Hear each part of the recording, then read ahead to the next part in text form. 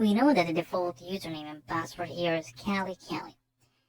You should never ever allow this kind of credentials. Always change the password for any device or any operating system after you receive its default credentials, because it is really well known by hackers. For example, if you have a router, for example, with a default username and password, this is kind of really a critical vulnerability that can be used by a hacker to log in to your device without the need of discovering new vulnerabilities or doing exploitation. So you're making your device really vulnerable.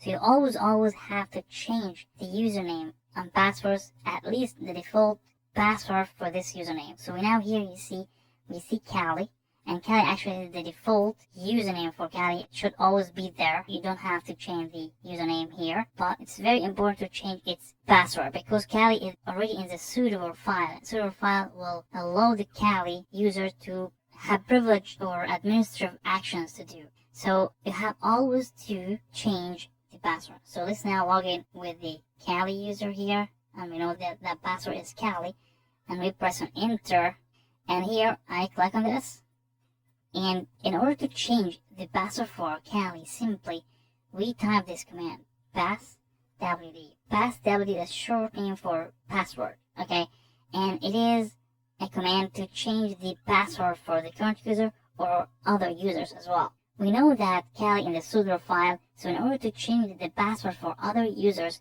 simply we go in the beginning and type sudo like this, and in the end we need to specify the targeted user, okay? So I just need to change for now the password for Kali. So I type passwd, then the name of the user, which is Kali, which is this one, okay? And once I press on enter, it asks me for the current password, which we all know, which is Kali.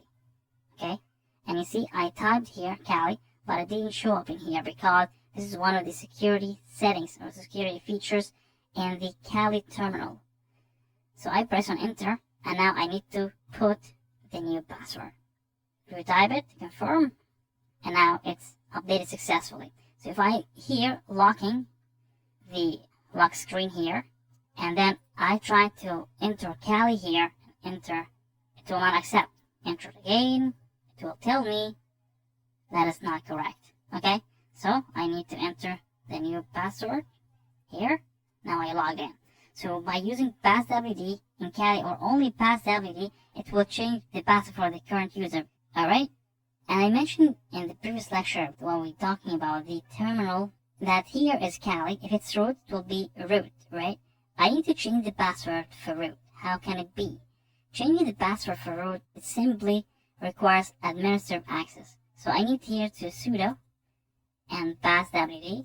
So I either specify root here or simply not specifying root, because by running sudo and passwd, it will understand I'm telling Kali, please, here is administrative access. Have a permission now with administrative access for password. That means that you change the password for root. Once I press on enter here, you see password for Kali, because I enter sudo, and sudo will ask me for the password for the current user if it is in the sudo file. So I say here the password for Kali, I press on enter, then it directly asks me for new password because I'm already have administrative access.